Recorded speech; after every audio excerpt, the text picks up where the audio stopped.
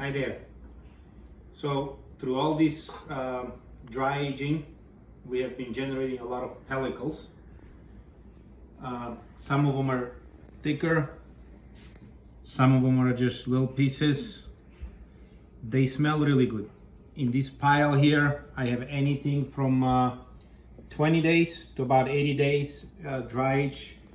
Majority is prime ribeye. I have a bit of tenderloin as well. The pieces that are much darker, for example, these are tenderloin, so a lot more meat in it. It got darker. So we're gonna make Macedonian kebabs. I'm gonna include a recipe for the regular kebabs, not just for the dry aging, and adjusting the beef to pork ratio will depend on how strong the smell, the nuttiness from your pellicles is. So this time I'm only using just a little bit of pork because also the beef's got quite a bit of fat here. Technically you don't have to use pork at all, but I hope at least you're encouraged to try it out, check it out, and let me know if you like it or not. So let's get started.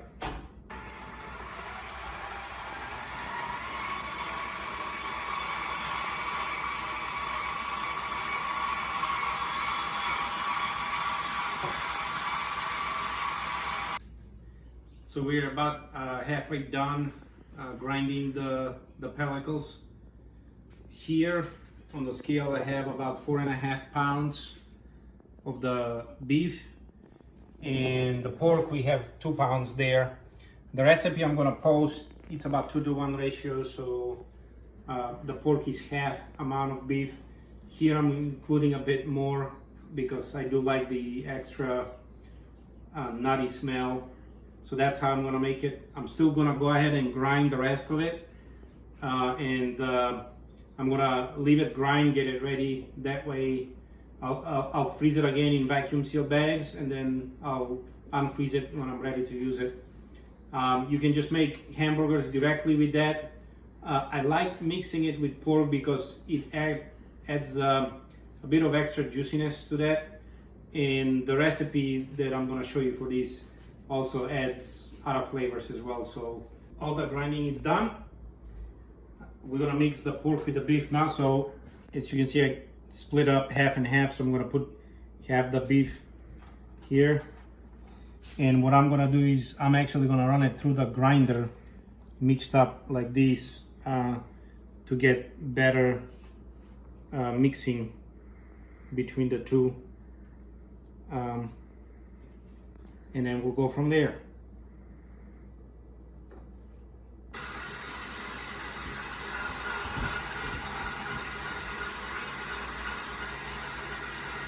So I'm just grabbing a mixture here of the pork and the beef mixed in and running it through. As you can see, it's already different texture coming out from the grinder.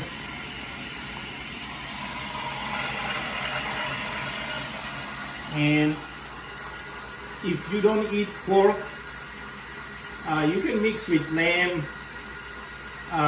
I've had these with venison, with bear meat. So you can get creative. Usually you mix something stronger like bear meat or venison with pork, but you can mix it with beef and do this. And one thing to note is everybody that comes to our place loves these things. Kids really enjoy them. You'll see they're about bite size when you're eating them. You can make them smaller, you can make them bigger. So if you do try it, let me know if you like it, or let me know if you made some changes that you really prefer, so I can try it as well. Alright, so we're finishing up the mixing, and my producer here wanted to make sure I tell you the mixing between pork and beef, you don't have to do it like this. You can just do it by hand and mix them up. Only reason why I'm doing it like this, I already have the grinder out, so it makes it a bit easier, but it's no big deal if you do this with regular beef. It doesn't need to be dry aged, so if you buy ground beef and you're making the recipe with just beef and pork, you can just mix them up by hand. Here comes the mixing of the rest of the ingredients. So for this amount, I'm gonna add 4 eggs total. Finely minced onion. This is just a regular white onion. Black pepper. This is called Vegeta. This is really a vegetable salt. You can buy it at Meyer. You can buy it at international stores. It's kind of from Yugoslavia area. I'll post a link. You can buy it on Amazon as well. This is parsley, and this is Macedonian pepper. That you probably cannot buy in stores. If you mix 4:1 ratio of just sweet pepper, paprika, and smoked paprika, the smoked paprika being the 1 part out of the 4, because you don't want it too smoked, but this does have a smoky flavor a little bit. It's not hot. You can add hot pepper if you want a little bit. I would recommend start without it, but that's the mix. You can play. If you don't have these, you can just use salt or vegetable salt, and let's get mixing.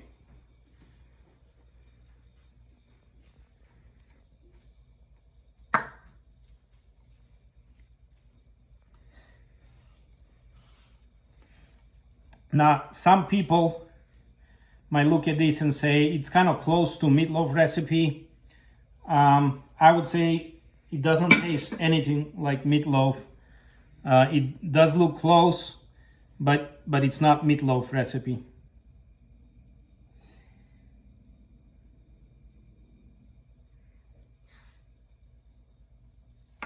And once you try it a couple of times, you can change the amount of ingredients. As you can see, I really like the peppery taste, so I add extra, but you don't have to.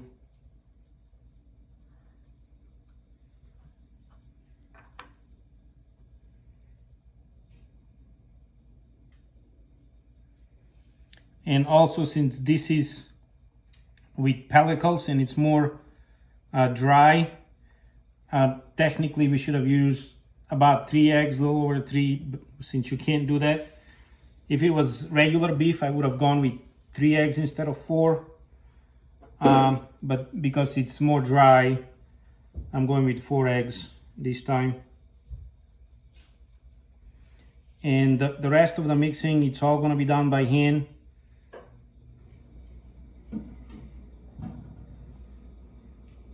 My daughter is showing up, she can't wait. Kids love these things.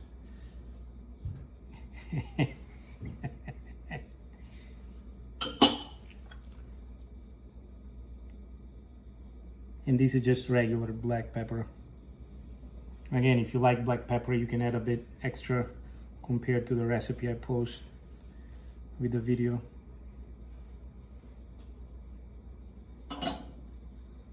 I'm gonna stop with this for now.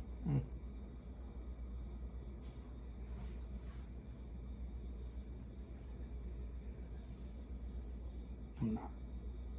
I want to finish it up. Now, how do I split the 2 eggs? Actually, that worked out really well.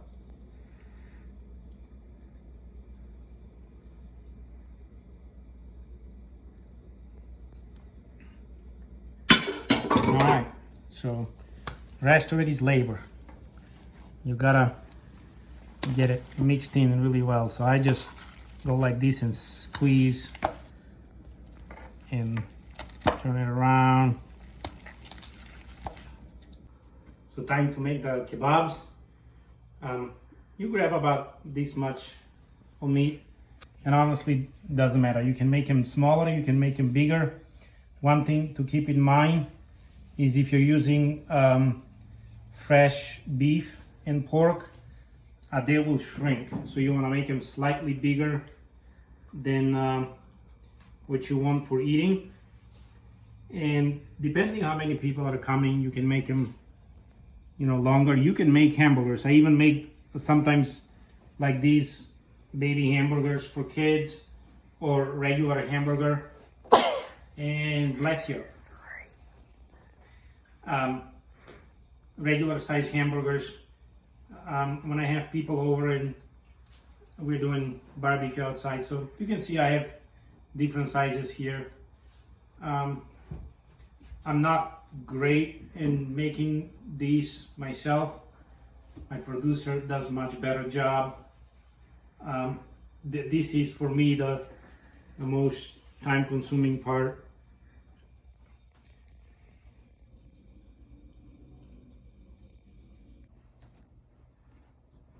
So this is it.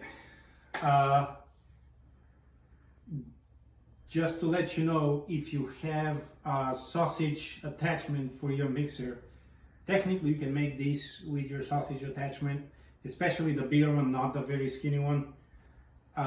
But we prefer them much better handmade.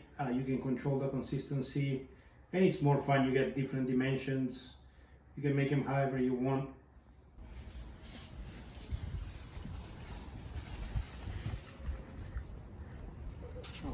Ready to grill. Got the kebabs there, the grill. First I had it on hot just to clean it a bit. Now it's all 4 on low. I put oil. You can use oil, you can use cooking spray, whatever you want. And these don't take very long, so I'm gonna be very quick putting them in.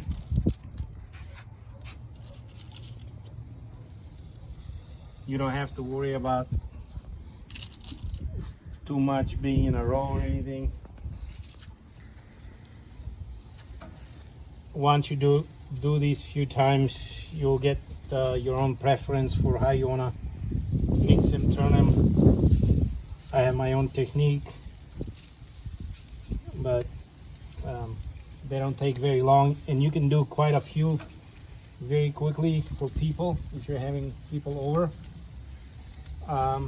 One thing to note, we even made some that we're gonna keep for later in the week, as well as I froze some of them. I vacuum sealed and froze.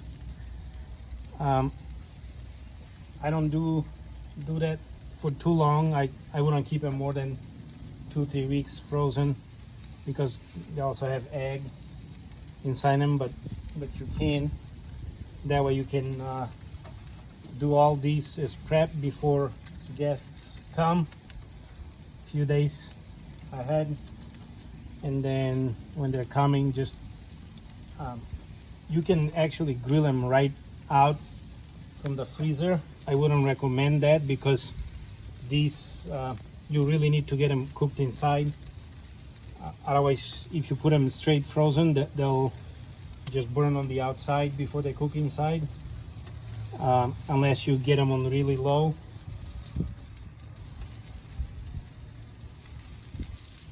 I would take them out the night before. It doesn't take too long for them to be unfrozen. All right, see, all of them are in. We're gonna close for just a little bit, because they're cooking very quickly. If your grill is too strong, what I would recommend is just turn low on one side and cook them on the other side completely on indirect. Play around with it. Okay, so they're all on low except the corner ones here. I'm at about 330 degrees or so. Here's what they're looking like. I'm about to flip them, so you can see one of my techniques. I just do this, flip them around.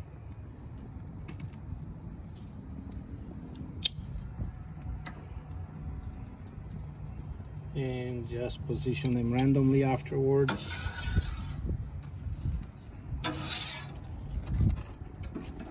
And I even sometimes move them on the hot area once in a while.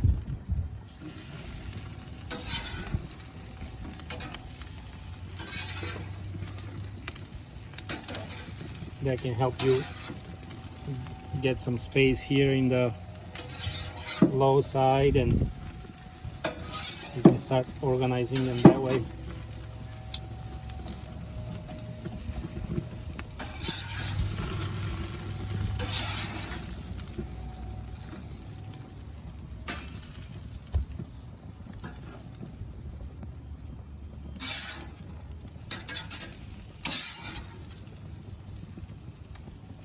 They don't have to be in order like I had them before.